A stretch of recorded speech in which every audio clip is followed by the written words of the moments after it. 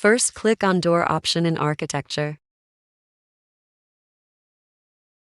Then choose the door. Then go to Edit Type. Then on Width of Door and Height.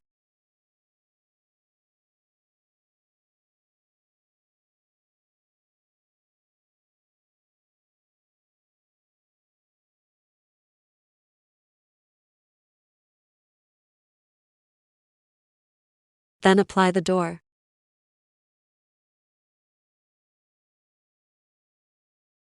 You can change direction by clicking and also the position.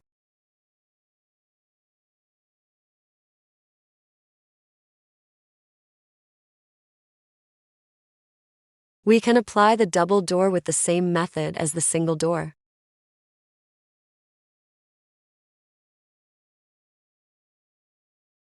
Then change the width and length.